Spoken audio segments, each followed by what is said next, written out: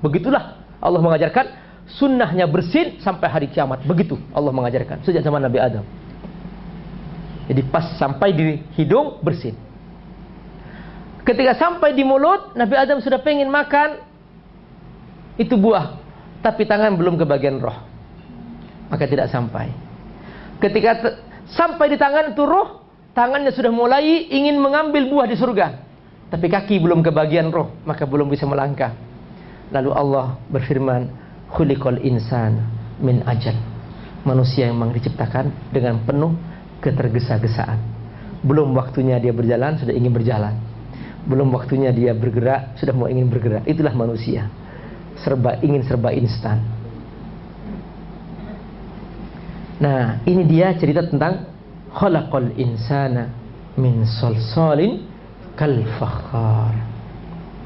Begitu sudah sempurna ditiupkan roh, maka di sini Allah berfirman, usjudu li Adam. Maka semua bersujud. Fasajadu illa iblis. Tinggal satu makhluk yang tidak mau bersujud, dan itu dia jin. Jin yang satu itu, bukan malaikat. Jadi bukan malaikat, dia jin. Makanya dikatakan dalam Al-Quran, dalam surat Al-Kahfi, kana minal jinni fafasaqa an amri rabbih. Dia ini termasuk kalangan jin, makanya berbuat fasik. Ini paling solehnya jin, jadi iblis. Yang kemudian inilah asal muasal iblis. Fasajadu illa iblis. Tadinya belum ada iblis, belum. Ini dia asal muasal iblis, paling solehnya jin, menjadi panglima iblis, panglima setan. Nah, itu kisah tentang makna ayat ini, khalaqal insana min salsalin kal fakhar. Lalu pertanyaannya, mengapa ini iblis, jin ini tidak mau bersujud? Karena dia merasa bahwa dia diciptakan dari bahan yang lebih baik dari tanah. Dia bisa menghilang, dia bisa masuk ke ruangan tertutup. Maka dia makhluk halus, maka dia merasa lebih baik daripada manusia. Makanya dia sombong. Khalaqtani min nar wa khalaqtahu min tin. Aku diciptakan dari api, masa aku bersujud kepada makhluk yang diciptakan dari tanah? Maka dikatakan bahwa aba wastakbara wa kana minal kafirin. Dia enggan dan dia sombong. Inilah asal muasal dosa. Bahwa asal muasal dosa adalah kesombongan. Makanya siapa yang di hatinya ada kesombongan tidak akan pernah masuk surga. Sekalipun kesombongan itu hanya sebesar atom, jangan sampai di hati ada kesombongan, karena itu adalah merupakan sifat iblis. Aba wastakbara wa kana minal kafirin. Nah, ini Allah ceritakan tentang penciptaan jin. Ayat berikutnya, wa khalaqal janna min marijim min nar. Jin diciptakan dari lidah api. Jadi bukan apinya, jadi api lidahnya yang sangat halus dan sangat lembut di ujungnya itu diambil oleh Allah, dijadikan dari situ makhluk jin. Makanya jin sangat halus. Dia bisa masuk menyelusup di celah-celah, tapi dia tidak punya kekuatan yang besar. Dia tidak bisa mengangkat meja. Jadi kalau dia tidak bisa mengangkat benda berat, tidak bisa. Makanya Bapak Ibu jangan takut ke jin. Dia mungkin hanya bisa menggerak-gerakkan hordeng, gerak-gerakin gitu. Bilangin aja, jangan ganggu ya, gitu. Aku mau tidur, gitu aja. Bacain Bismillahirrahmanirrahim, gitu.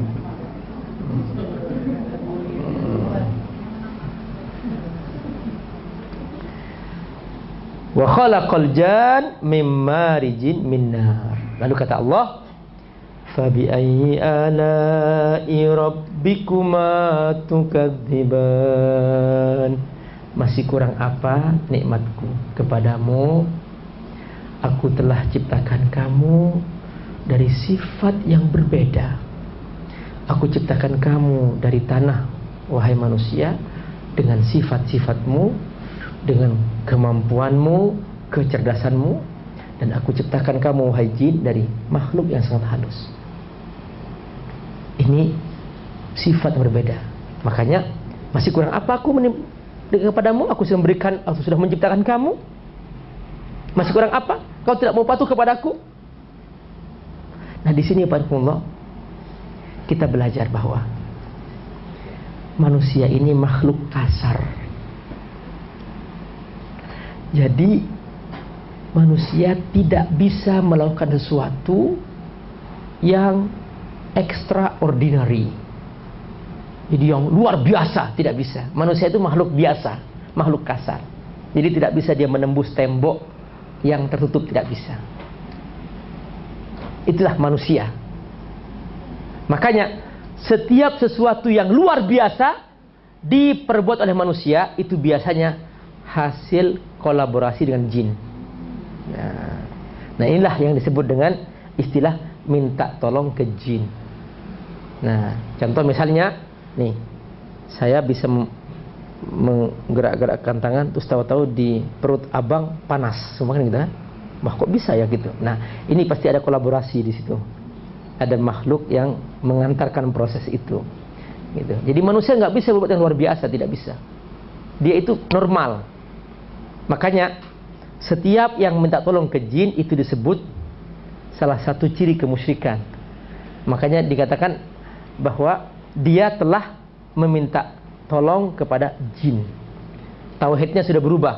Iyyaka na'budu wa iyyaka nasta'in. Nah, gitu. Sudah berkurang tauhidnya. Nah, itu. Ya, kalau minta tolong kepada Allah Subhanahu wa taala. Pak Ustadz, kita datang ke dokter juga minta tolong. Nah, ini perlu saya jelaskan. Bapak Ibu, manusia makhluk normal. Maka setiap usaha-usaha yang normal itu yang dianggap sah.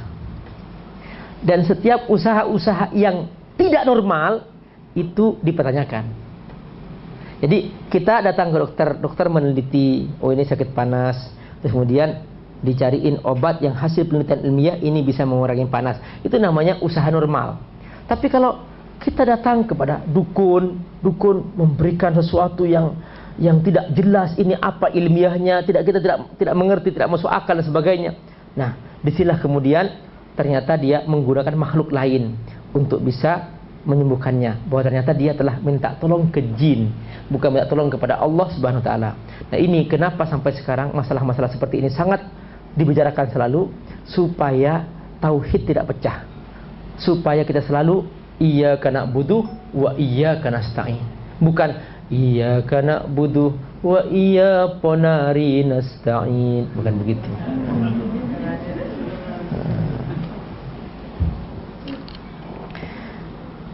Kemudian, Bapak-Bapak, Allah mengajak kita berjalan-jalan lagi untuk menyaksikan nikmat yang luar biasa. Bahwa ternyata, Bapak Ibu, timur yang kita saksikan ini bukan satu, tapi dua. Jadi ada dua timur, ada dua barat. Mana Pak Ustadz? Kita nggak melihat ada dua timur, ada dua barat.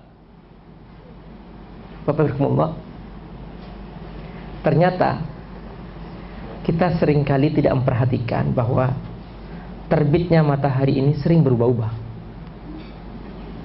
Matahari di musim dingin dia terbit di waktu berbeda, dan matahari di musim panas itu juga terbit di waktu berbeda. Di musim panas lebih panjang siangnya, di musim dingin lebih pendek siangnya, waktunya berbeda. Juga matahari di musim panas tenggelam di waktu berbeda. Kita kadang-kadang di musim panas itu berbuka puasa, itu sampai jam 7 malam atau bahkan sampai jam 8 malam, atau ada yang 9 malam itu berbuka puasa. Tapi di musim dingin ada yang sudah berbuka jam 5, sudah sangat pendek. Berarti ternyata terbitnya matahari ini mengalami dua kondisi. Dia berbeda terbitnya di musim panas dan juga berbeda terbitnya di musim dingin. Juga dia berbeda terbenamnya di musim panas, juga dia berbeda di musim dingin. Karenanya Allah berfirman dalam Al-Quran, Rabbul masyriqaini wa Rabbul maghribain fabi'ayyi ala'i rabbikuma tukadziban. Aku yang telah menciptakan proses ini. Ada dua timur, ada dua barat. Subhanallah, masih kurang apa manusia? Aku telah menggeser ini sehingga ada musim panas, ada musim dingin. Di musim panas kau rindu musim dingin. Di musim dingin kau rindu musim panas. Subhanallah, seandainya semua musim ini linear, sama semua, rutin seperti itu, kau akan bosan. Orang yang hidup dalam suasana yang rutin, tidak ada dinamika, biasanya cenderung stres. Bapak Ibu rahimakumullah, di tengah masyarakat maju, Bapak Ibu lihat di negara-negara barat, negara yang sudah maju, semua serba mapan, tidak ada masalah, tidak ada, mereka terjamin masa depannya, mereka tidak berpikir tentang bagaimana masalah masa depan, maka mereka cenderung sudah tidak lagi menemukan masalah. Akhirnya apa? Mereka merasa dirinya justru dalam kondisi depresi.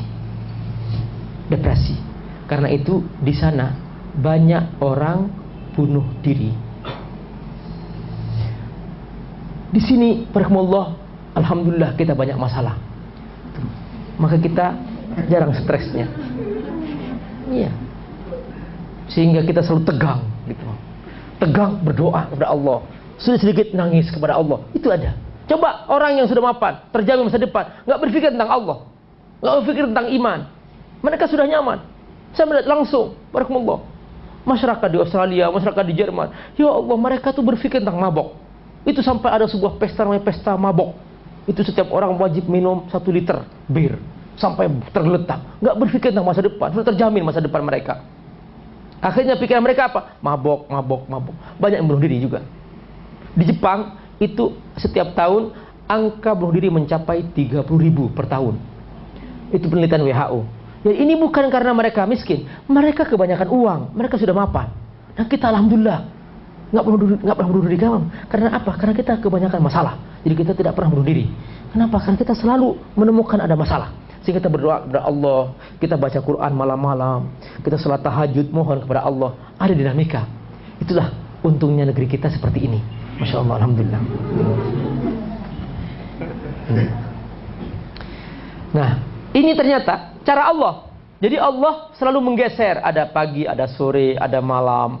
Kemudian di waktu siang kita rindu malam, di waktu malam kita rindu siang, di waktu musim panas kita rindu dingin. Itu cara Allah supaya ada dinamika, supaya kita selalu dalam kondisi dinamis. Ini makna Rabbul masyriqaini wa Rabbul maghribain fabi'ayyi ala'i rabbikuma tukadziban. Bapak Ibu, Allah kemudian mengajak kita jalan-jalan ke tengah laut tengah. Di sana kita menyaksikan ternyata ada 2 laut, yang satunya asin, yang satunya tawar. Kalau Bapak Ibu buka YouTube, tulis di situ barzakh, di situ akan keluar gambar pertemuan 2 laut. Berbeda warna, berbeda, tapi tidak bercampur. Ada barzakh. Jadi barzakh itu artinya diproses, dia berputar-putar. Yang tawar terus diputar sampai menjadi asin, dia baru campur. Yang asin diputar menjadi tawar. Dia berkumpul tapi tidak menyatu. Subhanallah. Ini di zaman Rasulullah SAW, sahabat tidak tahu. Juga Rasulullah tidak tahu. Dan ini baru ketahuan setelah manusia sudah mulai dengan teknologi melancong dan mereka melihat langsung. Maka ini dia bahwa Al-Quran dari Allah Subhanahu wa ta'ala. Kalau Al-Quran dari Rasulullah SAW, maka Rasulullah SAW akan berfirman seperti ini. Tapi karena dari Allah, Allah yang menceritakan. Begitu terbukti, begitu mereka melihat langsung, kita menemukan dalam Al-Quran. Subhanallah. Kata Allah dalam Al-Quran, Allah berfirman, Marajal bahraini yaltaqiyan bainahuma barzakhun la yabghiyan fabi ayyi ala'i rabbikuma tukadziban. Kau telah menyaksikan langsung kan, kata Allah, bahwa Al-Quran ini benar. Kau melihat langsung. Sekarang teknologi sudah lengkap. Kau buka YouTube, kau melihat langsung. Kau buka Quran, masih kurang yakin dengan aku, kata Allah. Masih kurang apa aku memberikan nikmat kepadamu. Makanya Pak Allah, setiap fabi ayyi ala ini ada makna khusus. Jadi perhatikan. Jadi fabi ayyi ala ini ada makna khusus, berbeda dengan makna yang sebelumnya. Perhatikan tadi saya sudah jelaskan tadi itu. Jadi yang pertama tadi itu tentang penciptaan manusia. Jadi yang kedua tentang timur dan barat. Yang ketiga tentang penemuan ilmiah. Ini nikmat luar biasa. Bahwa dulu tidak ada yang tahu, tapi sahabat sudah beriman. Dulu para sahabat tidak pernah kenal ini, tapi mereka beriman dengan yakin bahwa ini pasti ada. Sekarang banyak orang sudah melihat langsung dan menyaksikan langsung, ini ada bendanya, ini ada fotonya, ini ada kameranya, ada rekamannya, dan ini ada Qur'annya. Masih kurang yakin? Sungguh terlalu. Kalau kurang tergetar hatinya. Di sini kata Allah, fa bi ayyi ala'i rabbikuma tukadziban. Masih kurang apa aku kepadamu? Lalu kemudian Allah Subhanahu wa ta'ala memberikan isyarat bahwa di bawah laut itu, ini Bu, ini juga termasuk ini, seandainya kita menyelam di bawah laut yang bertemu itu, kita menyelam, di situ Allah sediakan mutiara-mutiara. Subhanallah. Dan ternyata sudah banyak penyelaman di situ dan mereka menemukan mutiara-mutiara itu. Allah menyebut isyarat apa? Yakhruju minhumal lu'lu'u wal marjan fabi ayyi ala'i rabbikuma tukadziban.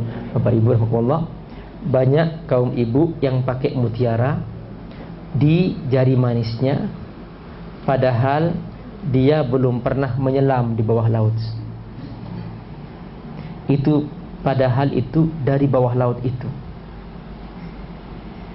Ini ada suatu makna penting untuk rizki, tentang rizki, bahwa kata Imam Syafi'i, kalau itu memang rizkimu,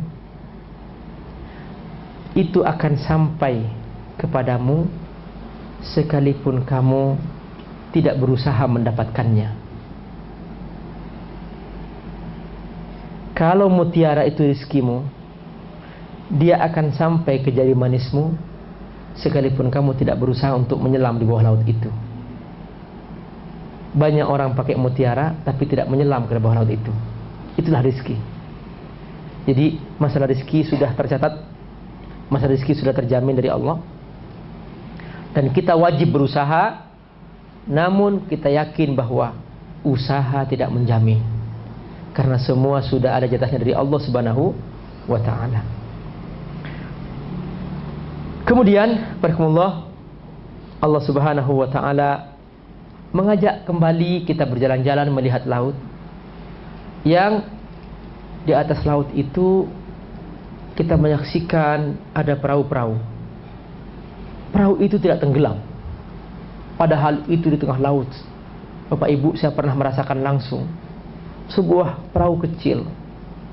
Saya menyeberang dari Pulau Madura menuju sebuah pulau Kangian. Itu melewati laut lepas yang gelombangnya seperti gunung. Dan saya sudah tidak kebayang kalau saya masih hidup.